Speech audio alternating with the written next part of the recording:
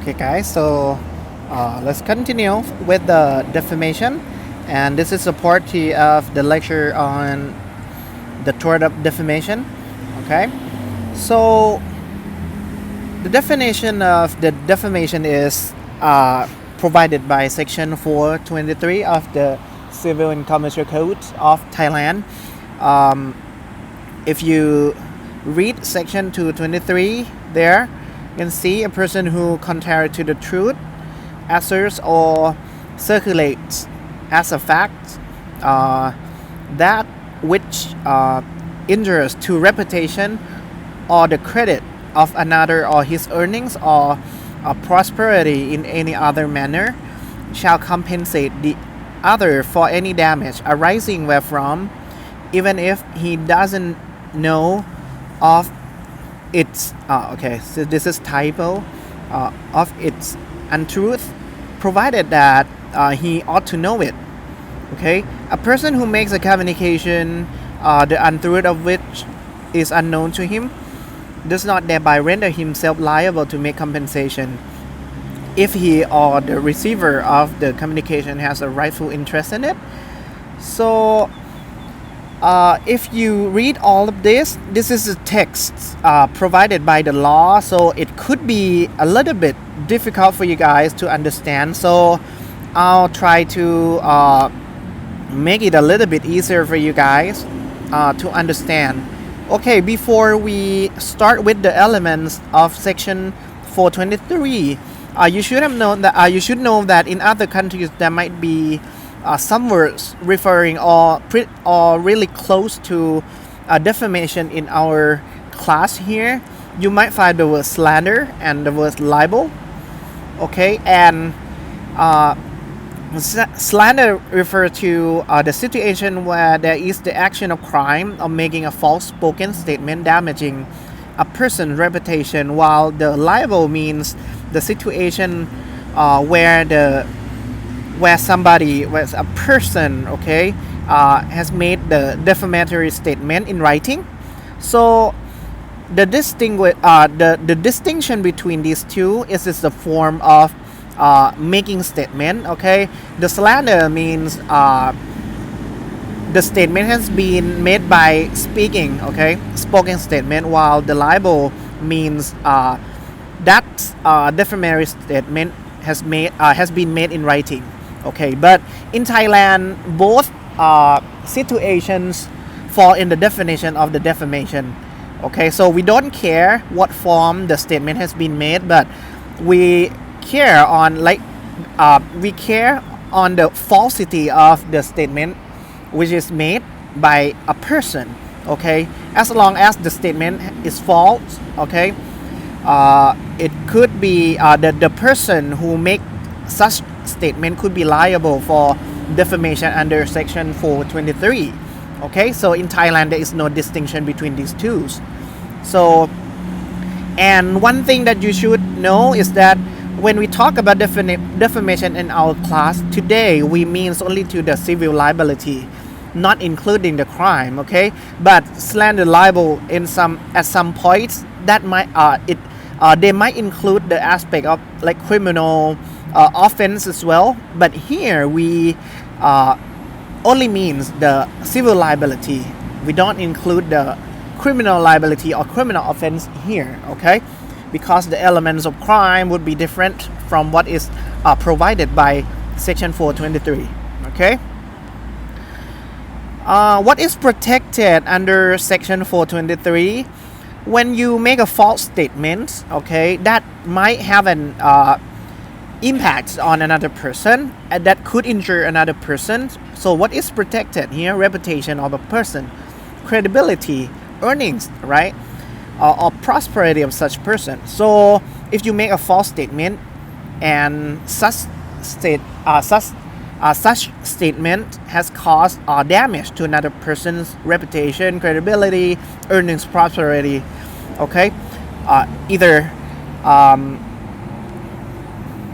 of them, right? A person who makes such false statement will be liable under 423, but we have to take into account other elements as well. So if we break section 4 23 down, we can see at least three elements that we have to take into account in order to decide whether a person, okay, has to be liable because such person make a false statement or not. So first of all, there must be an assertion or circulation of facts, okay, and the fact must be contrary to the truth, okay. So that fact is untrue, so you make a statement contrary to the truth, okay, you make a false statement. So the assertion or circulation of facts means you tell another person or you have published such false statements. So it could be in any form. If you tell somebody that another person doing something bad and what you have told another person is false, is not true, right? So you have a chance of being liable for defamation here because you tell another person. And in another form is you make it published to this make the statement public, okay. And in that situation it's like you tell more than one person, right? You tell many person at a time, so you could be liable for defamation as well.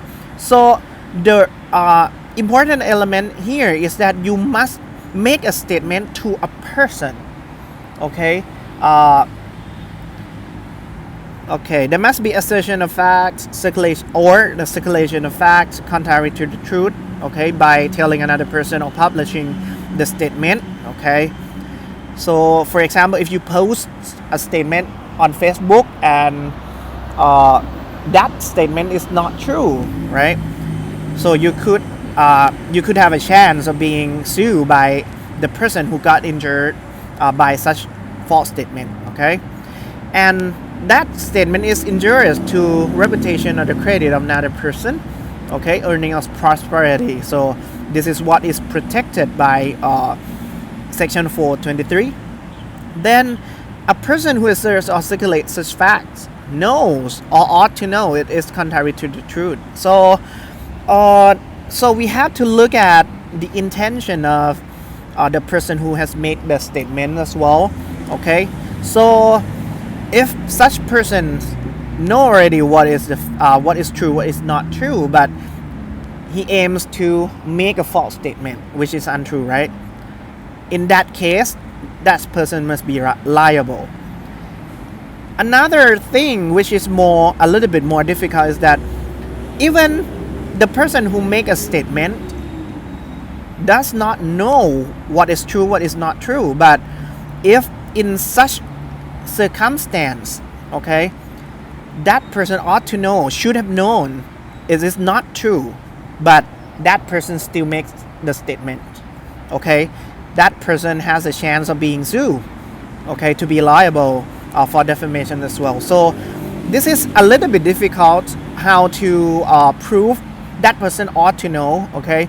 If he knows, it is a little bit easier, right? You know what is true, what is not true, but you still say something not true, right? But in case you ought to know that in case you don't know, it doesn't mean that you have to be liable in all cases, but it depends that whether you ought to know that or not, okay. But this is the problem of in the cases as well, that when the court have to make decision, the court have to point out if this person ought to know or not. It depends on the fact. It depends on what statement has been made, okay. And the result of this, the legal consequence, is that person is liable for the damage caused by the false statement, right? The defamatory statement, okay. So first of all, a defamatory statement can be in any form. It could be oral, right? It could be the statement spoken by somebody. It could be in writing as well, right? For example, the articles in the news, or even the news headlines or Facebook comments. It could be a form of statement, right? And it could be online or it could be offline. Okay, if you make a statement and you assert or circulate such fact which is not true, right? And such fact, such statement injures another person's reputation, right? you could be liable, or it could be in a play as well. There is a case decided by the Supreme Court, okay, around like 40 years ago, saying that in the Chinese opera or new, okay, concerning the plaintiff Levi story.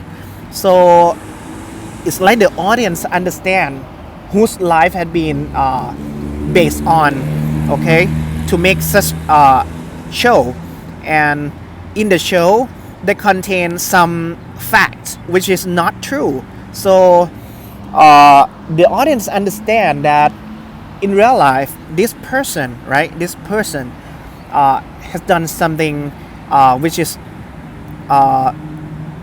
has done something wrong or something like that, and people misunderstand that this person really did it, okay, but in reality such statement or the script in that play rely on the false statement, okay. So that could be a form of defamation as well.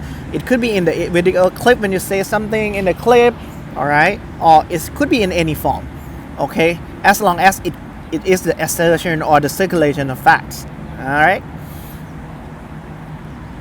So the key elements to prove for the tort of defamation, okay, when we would like to prove that there is the defamation, that a person who has made the statement must be liable, right, we have to make clear, we have to prove before the court that the statement is defamatory, meaning it means that the statement in the claim or in the court action, okay, is untrue, and such untrue statement causes harm to reputation of another person, okay.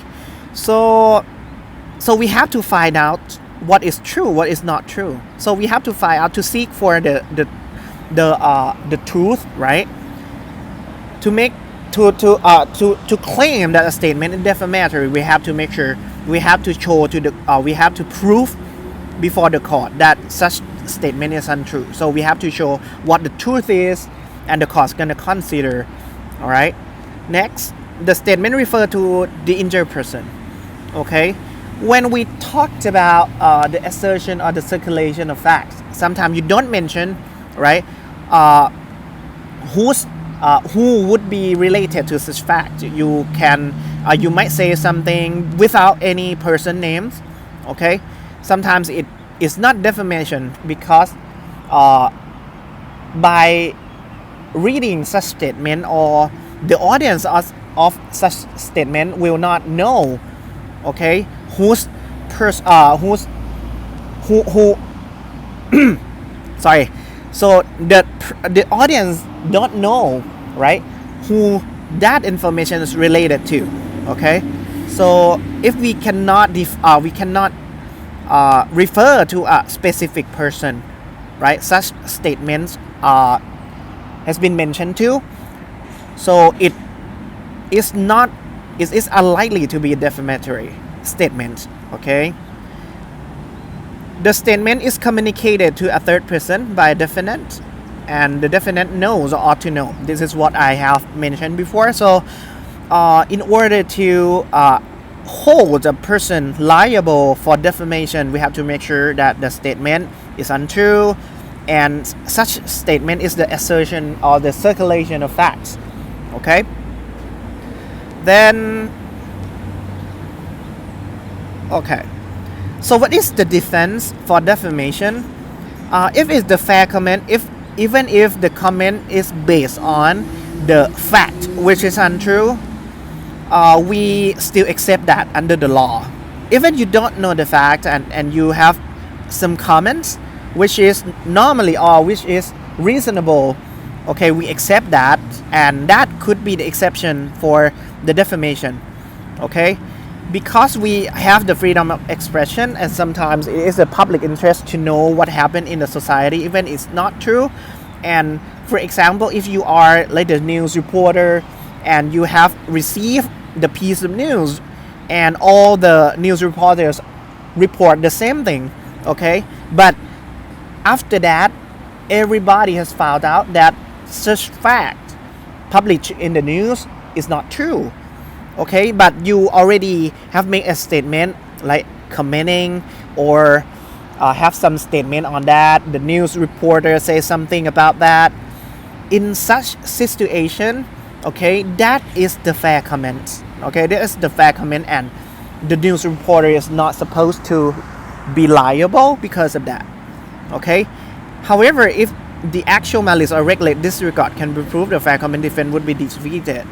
So this is related to the element saying that a person who has made the false statement, okay, must know or ought to know, right? So if such person has already known the statement which has been made is not true, okay, we cannot say in that case that there is a fair comment defense. Because of what? Because that person has already known this is untrue, right? So it can never be the fair comment, right? Because it's not fair. You know that it is untrue, but you still say that, right? Okay. All right. So what else? The justification: a person who makes communication of the untruth of which is unknown to him does not thereby render himself liable to make compensation if he or receiver of the communication has a rightful interest in it. So this is another exception under the law if you have rightful interest in it. So if you are somebody who are related directly to such communication or such statement, and you has done something with that, okay. For example, if you are the if you have received the information about somebody, okay, and you has reported to the to your boss, right, or to somebody. For example, if you has known that this employee, right, the employee of the company has done something wrong, okay, and you has reported that to your boss, okay, which is the employer of that employee, right? And you do that because of your duty, okay? And you don't know that the statement or the information about the employee that you have that you reported to boss is not true. In that case, you have the rightful interest in it, so you are not going to be liable because of that. Okay? All right.